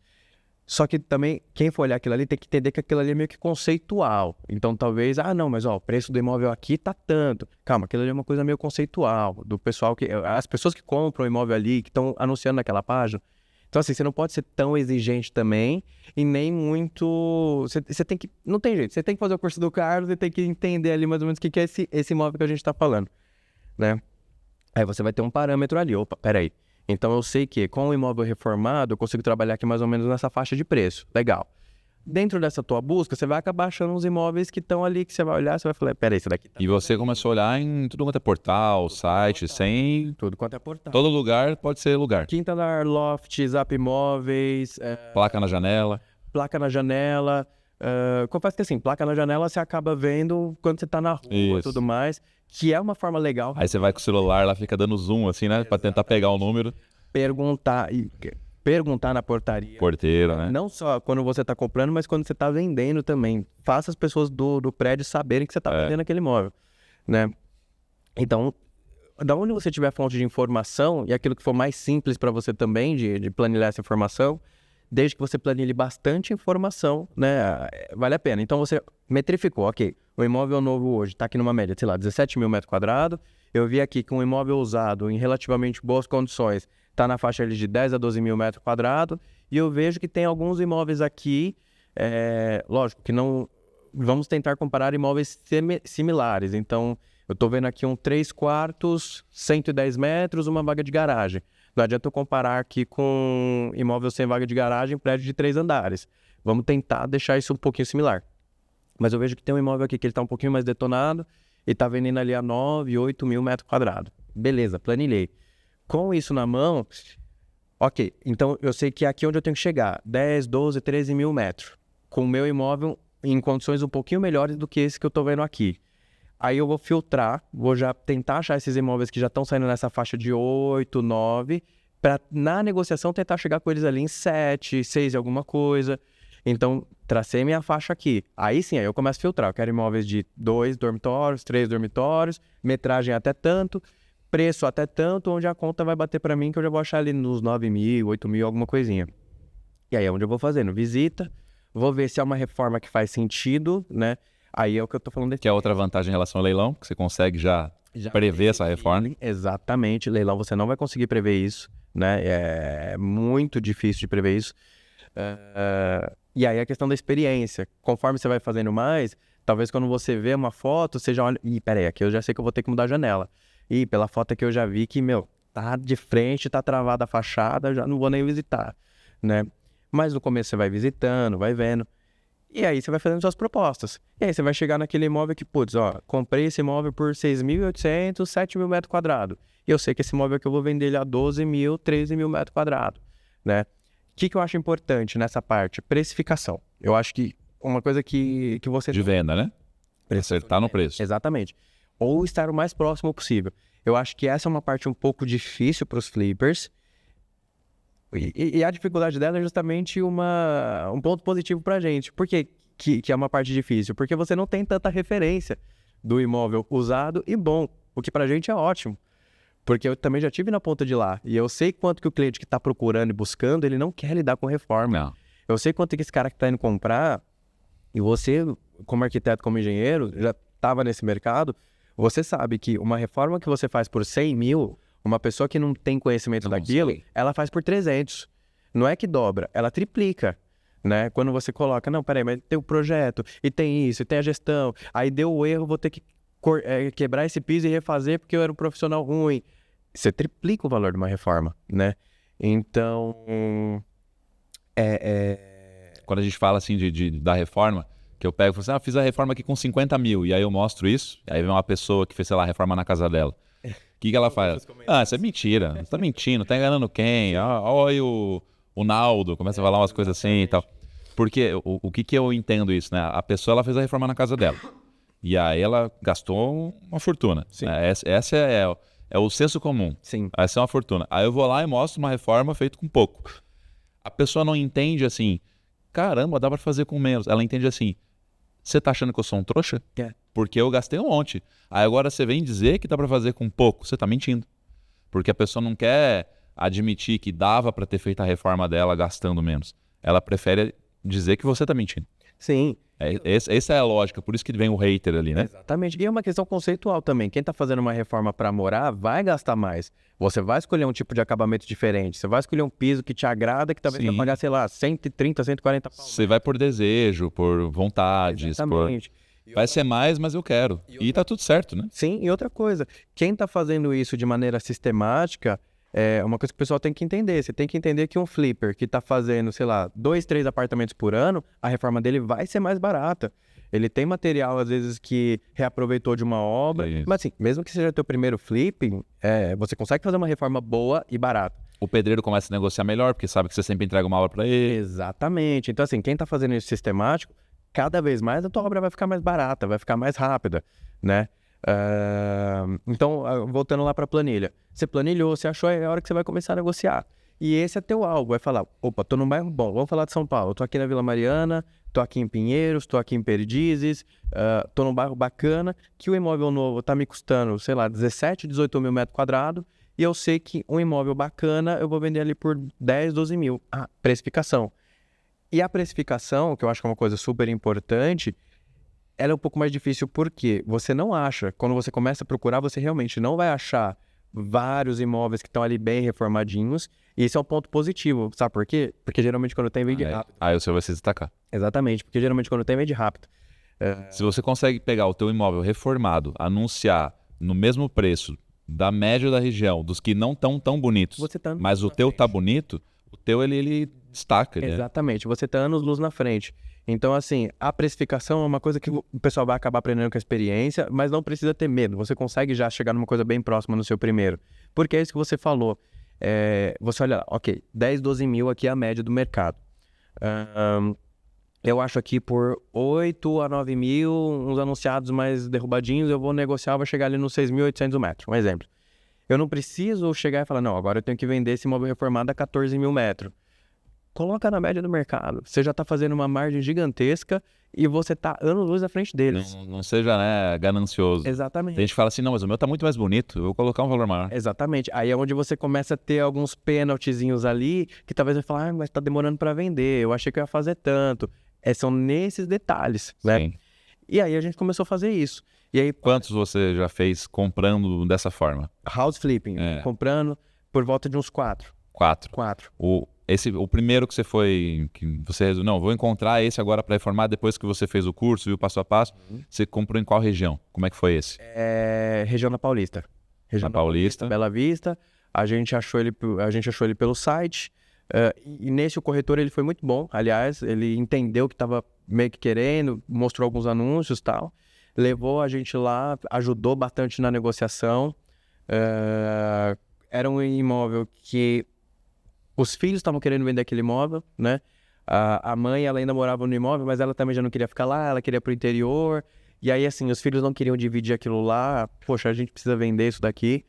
Então, assim, a gente conseguiu chegar numa negociação que ficou interessante, né? E compramos esse imóvel na região da Paulista. Comprou por quanto? Só? A gente comprou esse imóvel por 880 mil. 880. Isso. De reforma foi o quanto nesse De aí? reforma por volta de 135 mil. E conseguiram vender por... 1.420.000. Você vê a valorização, né? Sair de 880 com 100, 170, você falou de reforma? De reforma, 135. 135. Você aumentar em mais de 500 mil reais o valor do imóvel, né? 1.400.000. Sim. Então, assim, essa é a conta que as pessoas não entendem. Eu vejo muito corretor falando assim, isso aí não vale a pena, porque o que você vai gastar com a reforma, depois não recupera na venda. Recupera, desde que você compre pelo preço certo. Sim, e posso falar pra você, daria pra ter vendido mais barato. Assim, aí é o que eu tô falando Vocês tinham margem ainda para baixar o preço. Sim, mas é o que eu falo da questão do tempo também. Então, assim, por que eu falo que a liquidez é importante? Pra você não se agarrar em um número também. Se você faz tudo certinho, você comprou o imóvel, você fez essa reforma num tempo adequado e, digamos ali, em 4 meses você tá com esse imóvel pronto, a proposta que você recebe no teu 5º mês, você tem muito mais maleabilidade de abaixar esse preço do que a proposta que você vai receber no teu 8º, 9º mês. Porque daí você já começa, putz, você fez financiado esse? Não, porque a gente é PJ. Ah, tá, você compra... PJ. Pra gente é muito mais complicado. Entendi. Porque você não consegue o financiamento imobiliário.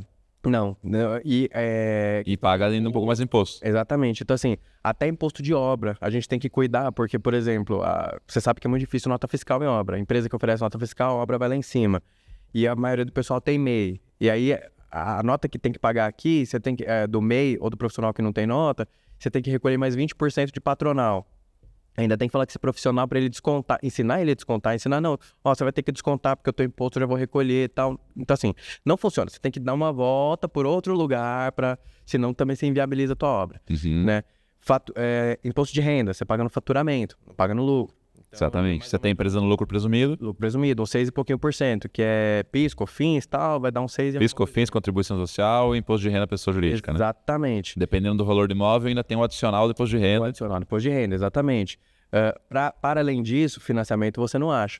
O que você acha? Você acha linhas de crédito Isso. que eles dão para sua PJ. Capital de giro que vai ser muito mais caro que o financiamento imobiliário. Então, assim, enquanto o financiamento está, sei lá, 12, o capital de giro vai ser 18, 19. Aí você fala assim, talvez eles falem, olha, mas você tem aqui uma carência. Você vai pagar a tua primeira parcela daqui a 9 meses. Mas você tem a correção monetária, né? Mas o problema não é nem esse. Aí eu já fiz essas contas. Então, às vezes, você chega ali e fala assim, opa, peraí. Isso daqui eu vou pagar daqui a 9 meses a primeira parcela. Talvez eu giro meu flipping inteiro sem desembolsar. Sem desembolsar quase nada. Aí você olha a conta, tá dando 200%. Você fala, opa, maravilhoso. Só que você olha o teu resultado líquido, é 20 mil reais. Opa, mas peraí, também não valeu a pena, a conta não fecha. Então, assim, eu não desembolsei quase nada, desembolsei 10 mil. Vai pagar 20 mil e ter todo esse trabalho, a conta não fecha. Então, quando você vai fazendo a PJ, acaba sendo mais complicado, de fato. E até para explicar, né, quem tá ouvindo, você falou 6%, mas aí tem gente que tá falando assim, mas na pessoa física, quando você vende um imóvel, você paga 15%. Do lucro. Só que é 15% do ganho de capital lá. Então, você vai pegar o valor de venda, menos o valor da compra, aí você consegue descontar o ITBI, você consegue descontar cartório, corretagem, os custos da reforma que você tem como comprovar. Exatamente. Então, você consegue baixar muito esse montante e, em cima desse montante final, 15%. Já quando você faz na pessoa jurídica, é 6%, algo perto de 6%, aí depende do valor, mas sobre o valor da venda do imóvel total, porque ele vai considerar como faturamento. Você vendeu um imóvel por 1 milhão, foi 1 milhão de faturamento, vai pagar os 6% em cima disso. Exatamente. Aí na hora que você pega 6% do valor da venda contra 15% do ganho de capital, geralmente, a não ser que o teu ganho de capital seja absurdo, geralmente vai ficar mais barato na pessoa física. Sim. Não, pessoa física ela vale muito mais a pena. Não tenho o que dizer. Aí a questão é, os valores que você está mexendo, o modelo que você está fazendo é sociedade, tem mais pessoas envolvidas, a quantidade que você está fazendo, aí acaba talvez fazendo sentido para a pessoa jurídica. Mas a pessoa física, via de regra, ela sempre vai valer muito mais a pena, né? Esse primeiro deu quantos por cento de retorno? Esse primeiro ele deu aproximadamente 20... Todos os que a gente fez, eles sempre ficaram entre 22 a 26, 27% de lucro líquido. E na pessoa jurídica que fica um pouquinho pior, né? Exatamente. Na pessoa física você passaria de 30, talvez. Passaria. Se você considerar financiamento, então... Tranquilo. Aí vai mais ainda. Tranquilo. Tá. Então, a pessoa jurídica, ela sempre acaba encurtando um pouquinho. Vida de empresário não é fácil no Brasil. Um pouco. Mas aí eu vou voltar de novo para aquilo que a gente estava falando, que é... dá para fazer 35, dá para fazer 40. Tá falando que 20 é bom? 20 é ótimo. Você fazer 20%. Quanto tempo foi esse 25%? Não, é 20%. Eu tô analisando ele já. Tá, mas eu digo, foi em quanto tempo entre comprar e vender? Esse primeiro? Deu por volta de uns 8 meses. 8 meses. É alguma coisa entre 7 e 8 meses. Tá. Então, assim, quando a gente tá falando de pessoa jurídica, a gente tá falando de fazer uma margem entre 20% a 25% líquido, a gente tá falando de um número muito bom. A gente tá falando Sem dúvida. Realmente muito bom. Tem um monte de empresa aí rodando o ano inteiro para ter 5% de margem, 10% de margem. Exatamente. E mesmo na pessoa física, eu ainda acho que a gente tá falando de uma margem boa. E assim, dá para fazer... Aí vamos falar, se alguém for fazer isso na pessoa jurídica, dá para fazer margens acima de 30%? Dá quando você bate na liquidez, que é o que eu te falei. Se você gira isso daí muito rápido, a tua liquidez acaba estourando, né? Desculpa, quando você tem uma liquidez rápida, a tua rentabilidade acaba estourando. Principalmente quando você vai na ponta do lápis e considera o desinvestimento no tempo. Então, ok, mês 1 gastei tanto, mês 2 gastei tanto, mês 3 gastei tanto, mês 4 eu tive uma entrada de tanto. Considerando essas diferenças de aporte, até porque talvez esse dinheiro que entrou no mês 5, ele rendeu durante os outros 4 meses. Então, assim, você vê que assim, o teu número mais próximo do real, ele é ainda melhor. Sim. Né? Ele é ainda melhor. Aí... Os outros, você lembra também? Como é que foram? Os valores? Você vai ter de cabeça? Olha, eu tenho um que a gente tá vendendo agora, que é o de Perdizes, que a gente comprou ele por 800 mil. Que é aquele que eu visitei lá, né? Que é o... Ou não, é o outro. Ah, não, O da aclimação. o da aclimação, é verdade. Ah, você tá de Perdizes. Exatamente. Esses são os recentes que você fez agora. Isso. Então, esse de Perdizes, a gente comprou ele por 800 mil. E esse foi engraçado, porque foi uma proposta que o corretor falou, olha, 800 mil, você não vai chegar nos 800 mil com ele. Ele estava anunciado por 900. Estava anunciado por 900 mil. Ele falou, mas assim, já estava baixo. A média de venda lá no prédio era 1 milhão, 100 e alguma coisinha, 1 milhão e 200 e tal. Ele falou, olha, já tá baixo, eles estão precisando vender e tal, não sei o que lá. Eu falei, não, vai fazer a proposta. No final das contas, a gente fechou essa proposta em 820 mil. E aí eles tiveram alguns problemas lá para liberar com a inquilina e tudo mais, até que ele falou, olha, vamos fazer o seguinte, me dá mais aqui um mês, não sei o que, eu vou resolver isso, eles precisavam muito vender, e eu fecho com você por 800 mil. Então assim, eu tinha fechado uma proposta até um pouco mais alta, né, e fechou ali nos 800 mil. Esse era um imóvel que ele já estava mais ou menos bacana, né, então assim, não teve uma... Por exemplo, eu não tive que fazer mudança de banheiro, criar banheiro, teve algumas coisas que eu acabei não precisando mexer. A gente gastou ali mais ou menos uns 80 mil na parte de reforma e... Quantos metros quadrados? 105 metros quadrados. Tá. E... Então sempre ficando também abaixo dos R$ 1.000 a reforma. Sim. Que essa é outra coisa, que todo mundo fala, não, reforma é 2.000 metros quadrados. Eu falo, não, os flippers às vezes passa de R$ 1.000 o metro quadrado da reforma quando tem que trocar janela, quando tem que trocar muita porta. Mas geralmente o 1.000 vai ser o teto. Exatamente. Vê o ambiente que você vai mexer também. Se você, assim, você tem um ambiente muito crítico, eu tenho que mexer em 3 banheiros. Obviamente, o seu metro quadrado vai subir. Porque o metro quadrado do banheiro acaba sendo muito mais caro que um quarto-sala. E aí vocês conseguiram vender por? A gente vendeu por 1.160.000. Tá. E esse, a gente vendeu por conta própria. Até porque, assim, eu estava anunciando ele num valor maior.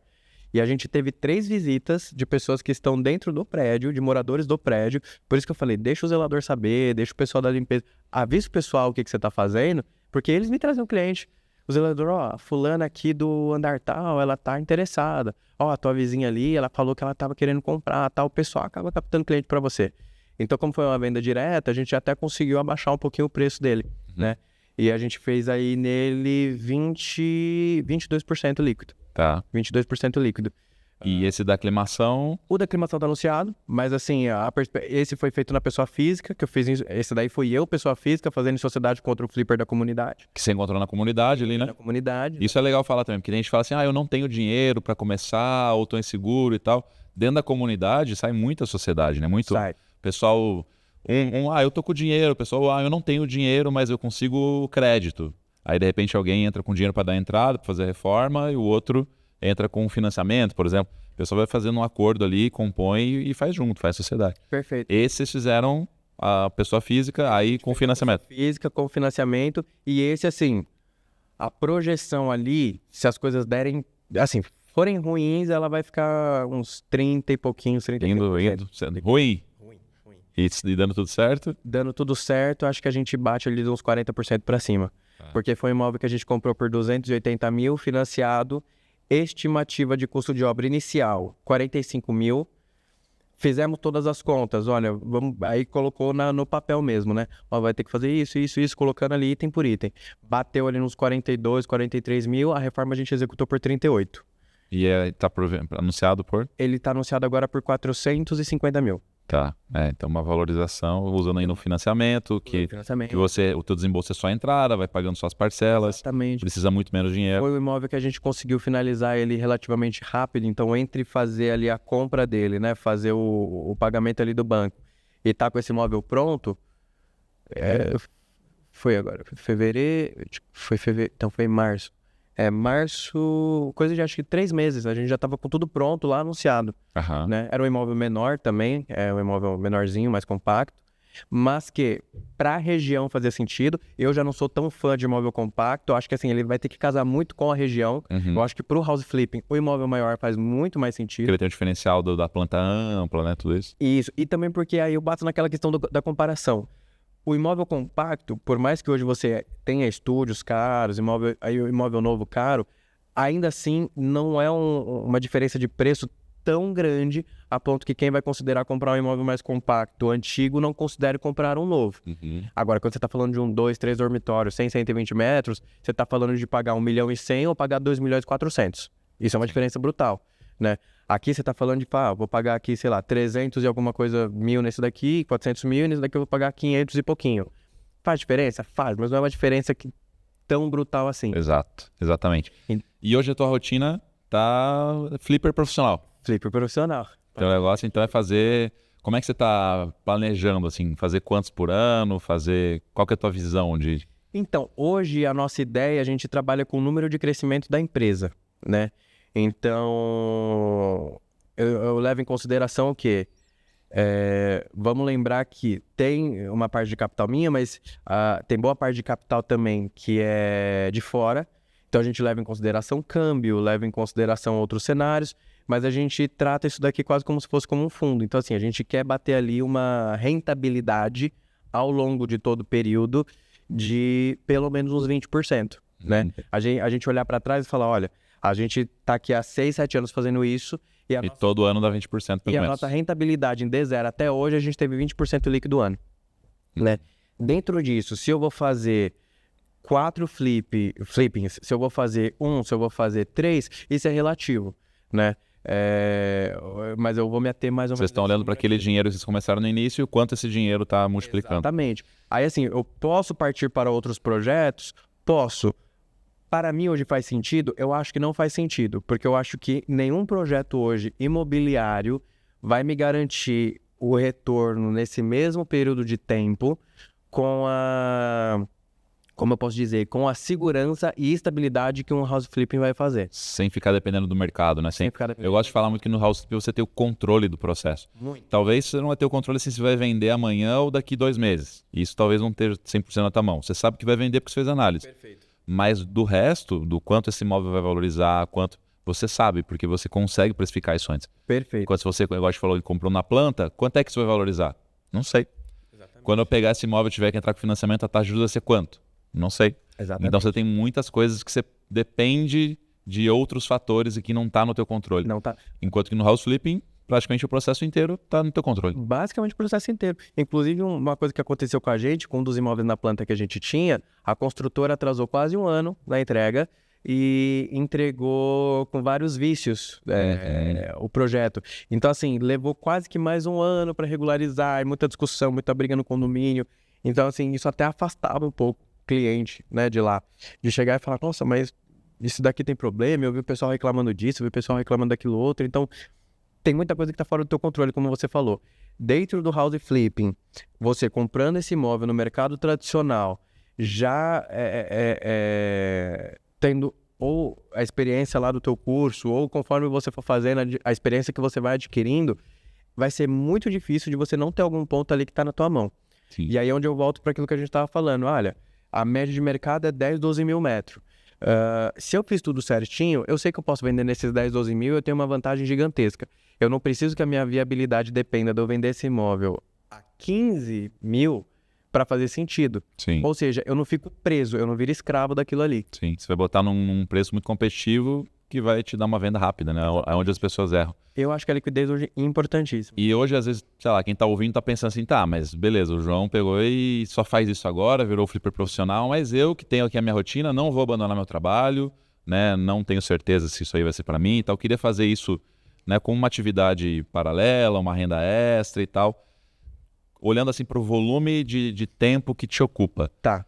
Eu costumo falar que é completamente possível você fazer até mais de um imóvel ao mesmo tempo, ainda tendo uma outra Sim. profissão desde que você tenha uma estrutura mínima ali de um suporte e tal.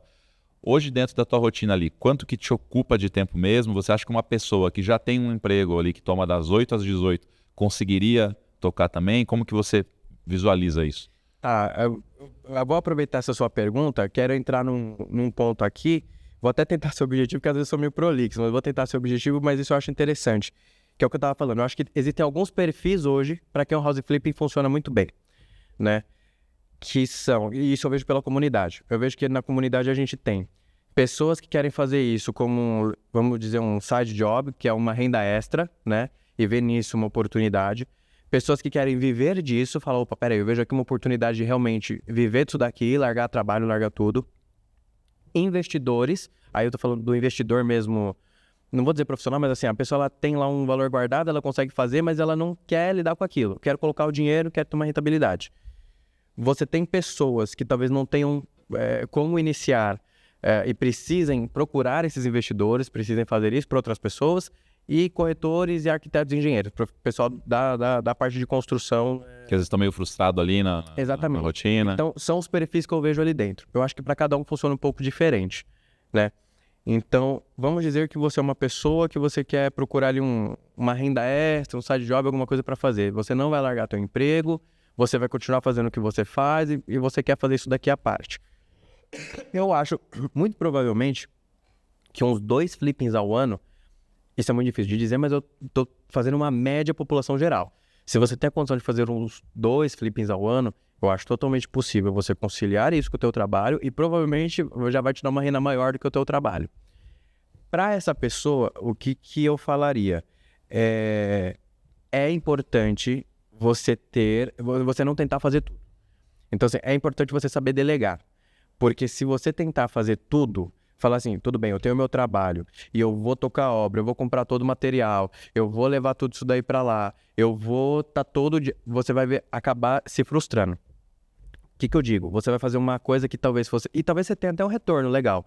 Mas no meio do caminho, você vai pegar uma coisa que poderia ser prazerosa, que poderia ser rentável e que talvez vai te trazer um estresse gigantesco. Então assim, olha, eu tenho um trabalho aqui à parte e tudo mais...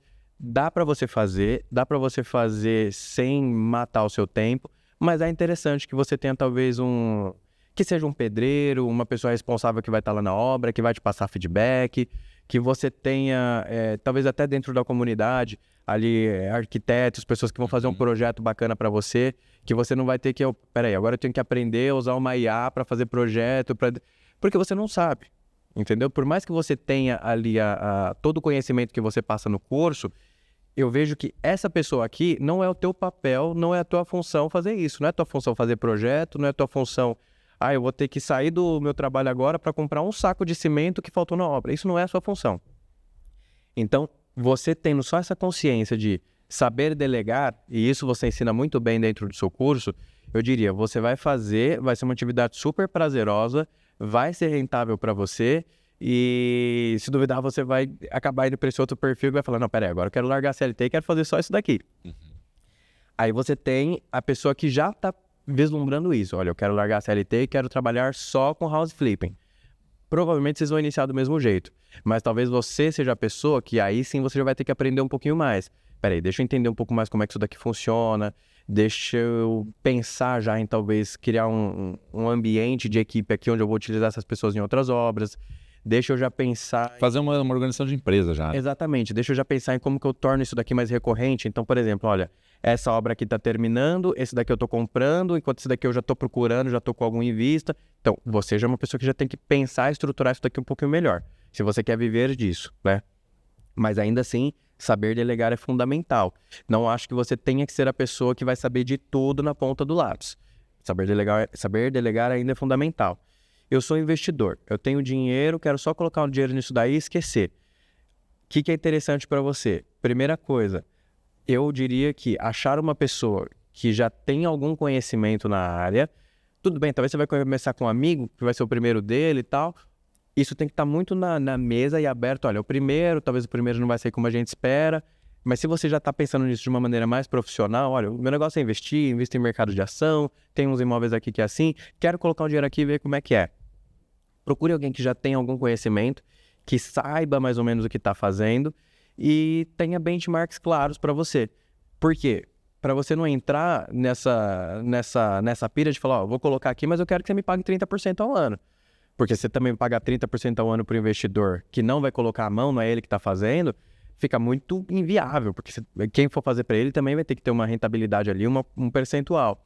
Então, tem um benchmark claro. Poxa, se hoje eu faço 12%, 13% no mercado, poxa, se eu receber aqui, sei lá, 17%, 18%, 19% líquido, para mim tá ótimo. Porque talvez é uma margem que o negócio vai rodar com agilidade. Eu lembro que no meu início, a gente pagava para o investidor 12%, 15%, por quê? Porque a gente tinha Selic a 2%. Selic a 2%. Ah, era lindo 12%. Perfeito. Não, então, isso que eu tô falando, eu tô considerando a Selic de agora. Isso. Né? Esse daqui é adaptável ao longo do tempo, né? Então, para esse investidor seria você ter um benchmark claro, para você não esperar do mercado alguma coisa que ele não vai te dar, e para você também não ter que ferrar o cara na ponta que vai estar fazendo isso para você, eu acho que o do investidor seria isso. Digamos que você é uma pessoa que você vai fazer isso para outras pessoas. Adorei, estou no mercado diferente, mas gostei, só que eu não tenho como iniciar, eu vou captar investidores para fazer isso. Aí eu já diria, você é o cara que vai ter que entender muito.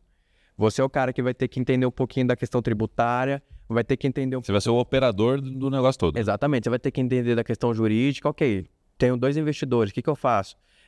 SCP? SPE? Clube de investimento? Se eu tenho, sei lá, 5, 6 investidores, como que é a questão jurídica disso? Como que é a questão tributária disso? Você é o cara que vai ter que entender de mercado, você é o cara que vai ter que entender um pouco de obra também, porque você vai estar lidando ali com o pessoal. Não estou falando que você tem que ser pedreiro, mas você vai ter que entender um pouco. Você é o cara você é o meio de campo desse negócio todo. E geralmente é onde entra os arquitetos, os corretores, os engenheiros, o pessoal acaba indo muito para esse lado de prestar isso como um serviço, né? Exatamente. Pegar os investidores, Eu até acho que para o pessoal que é arquiteto e engenheiro, eles conseguem ir para um outro caminho, né? Que eu falaria aqui. O cara que é o corretor, que está nesse negócio, eu diria para ele, não tenta fazer o negócio todo. Você já está na corretagem, teu negócio é vender esses imóveis. Então, assim, você tem que ser o cara que talvez vai procurar esses imóveis e falar, olha, eu tenho aqui uma carteira hoje de 10 imóveis que eu sei que dá para flipar, que eu sei que estão muito bons, e você vai vender esses imóveis. E hoje você tem páginas do Instagram do pessoal que trabalha só com imóveis flipáveis, digamos. Então talvez você vai ser o fornecedor. Já até entrevistei aqui o Henry. O Henry, exatamente, era dele que eu tô Isso, já entrevistei ele aqui já. Então você entra na página do Henry hoje, você vai ver, ó, pessoal, eu sei que isso daqui já é o imóvel que vale tanto, tá saindo por tanto, e eu tenho certeza que ele tá tendo muito sucesso no que ele tá fazendo. Por quê? Porque é uma coisa que a gente precisa. O mercado de corretagem, infelizmente, ele é muito deficitário. Infelizmente. E eu já estive do lado de lá. Eu sei que ele é muito deficitário. E tanto que ele, muitas vezes a gente tá falando, poxa, tem como eu vender seu corretor? Tem como vender por aqui? Exatamente. Porque às vezes você vai querer anunciar no meu imobiliário e você fala, tá bom, mas olha, você faz a foto para mim, você me manda todas as questões do imóvel, você acompanha o cliente para mim, você fala, opa, peraí, mas eu vou fazer o serviço, pagar para quê, né? E mas o arquiteto, o engenheiro, na tua visão, você já vê como? Que é o seguinte, se ele quisesse esse cara do meio de campo, legal. Mas o arquiteto e o engenheiro aqui, eu acho que você cada vez mais, principalmente com a sua comunidade, você tem um mercado gigantesco de gente que precisa dessa mão de obra, precisa de quem execute esse tipo de serviço. Agora eu tô falando de serviço de obra mesmo, mas com a mentalidade de um flipper. E isso a gente vê lá dentro da comunidade, né? O pessoal, entra alguém lá e fala, pô, mas eu não conheço nenhum arquiteto. Lá dentro tem um monte. Exatamente. Então talvez assim, se você... Lógico, a não ser que você queira migrar para um desses aqui. Quero fazer com o meu dinheiro próprio, quero fazer tudo. Você tem todas as opções. Todas as opções. E ainda pode prestar serviço. Exatamente, mas olha, eu quero continuar no meu ramo. Você pode hoje abrir uma empresa de reforma especializada para flippers, especializada para o investidor. E sendo muito sincero, mesmo sem a gente falar aqui de house flipping, o pessoal que compra imóvel na planta hoje, ele é muito carente de achar ali um profissional que atenda o investidor. Que, peraí, você não quer um apartamento capa de revista, você quer um custo-benefício, você quer liquidez, você quer fazer uma obra rápida. Olha, isso daqui não vale a pena, isso daqui vale, isso daqui não valoriza teu imóvel, isso daqui valoriza. Então, eu diria que hoje, alguém que está nessa área aqui, um arquiteto, engenheiro, ele tem uma empresa de reforma voltada para os flippers e saiba vender isso, ele arruma obra para o ano todo dentro da comunidade. Isso só dentro da comunidade, sem fazer divulgação, Instagram e tudo mais. Então, acho que esse é um caminho também legal para quem está nessa área aqui. Então são vários caminhos, pode levar isso como uma atividade paralela, como uma renda extra, como um serviço adicional para o seu negócio, dá para encaixar em vários caminhos. Tudo isso a gente aborda, né? Lá dentro do método house flipping, na comunidade, é falado, das aulas. Inclusive você que está assistindo, se quiser saber, ter mais informações do método house flipping, tem um QR Code aqui do lado, também tem o link da descrição. Clica ali ou escaneia o QR Code, você vai entrar numa lista de espera e assim que tiver novas vagas, a gente entra em contato com você e te avisa como funciona, te explica tudo e você aprende todo passo a passo, como que encontra imóvel, como que reforma, projeto, como que vende, tudo isso que a gente falou aqui. João, um recado final aí para o cara que está pensando, será que eu vou para o house flip, não sei e tal. Se você pudesse, né, falar assim de uma forma breve, só para fechar assim, um recado, para motivar essa pessoa que ela está ali, será que eu vou mesmo? Vamos lá. Por experiência própria, eu diria... É um mercado maravilhoso, é um mercado prazeroso, tem uma oportunidade de ganho ali que eu diria muito inexplorada ainda, e assim, uma oportunidade de ganho... Você fica até com um pouco de receio de falar, que fica parecendo que você está querendo fazer uma pirâmide, não é. Mas assim, é realmente fora da curva o que você consegue fazer. O que eu diria? Para quem está querendo fazer, vai sem medo, se instrua antes. Eu realmente, não é porque eu tô aqui, o curso do Carlos foi um diferencial gigantesco para eu fazer o que eu tô fazendo hoje. E, além disso, nesse último ponto que eu falei, só se situa. Eu só diria aqui, ó, se situa onde você tá. Porque, novamente, isso eu ouvi de um rapaz que ele nem era tão próximo de mim, mas, assim, ele é gestor de fundo e tem um conhecimento gigantesco. E teve uma época que eu tava me matando nisso daqui, me matando de trabalhar. Tipo, assim, trabalhando de noite, de dia até a noite, assim, realmente. Hoje as coisas estão bem mais tranquilas. Então, tenha cuidado para uma coisa que é muito boa, porque você não entendeu mais ou menos o caminho que você tem que seguir, você deixar isso não prazeroso, ou fazer disso aqui um inferno na sua vida. Por isso que eu falo para você se situar. Então, por exemplo, se você está nesse ponto aqui, vamos dizer que você quer fazer como um serviço extra, você tem teu trabalho. Não tenta, olha, eu vou aprender aqui a ser um arquiteto, eu vou aprender a fazer um projeto, eu vou comprar cada saco de cimento. Não é o teu papel. Não tenta abraçar o mundo, né? Exatamente, não tenta abraçar o mundo. Então, se você entender onde você está e o que você tem que fazer, vai ser prazeroso e vai ser rentável para todo mundo. Então, a única coisa que eu diria é isso. Entenda onde você está, trabalhe com números possíveis, com números reais, se instrua e ser feliz. Vai ser, com certeza, uma das melhores coisas que você vai fazer na vida. Muito bom. Legal de ouvir o João, que tem essa experiência de mercado imobiliário, passou por várias áreas, ter escolhido aí o house flipping, por isso que eu quis trazer ele aqui, contar um pouco dessa história, ele passar essa perspectiva, a realidade mesmo, né, de quem tá ali fazendo o skin the game do negócio. Muito legal te receber aqui. Você que ouviu, estava vendo a gente aqui pelo YouTube, se está no YouTube, se inscreve no canal, se está no Spotify, deixa ali as estrelinhas, dá a avaliação pra gente, que sempre ajuda a entregar. João, obrigado por ter vindo aqui. Vamos ver, talvez você volte no futuro para contar como é que tá isso, se tá batendo a tua meta, se tá dando os 20%, se tá superando. Fiquei curioso, quero ver, tá bom? Obrigado. Obrigado, meu querido. Valeu e até a próxima.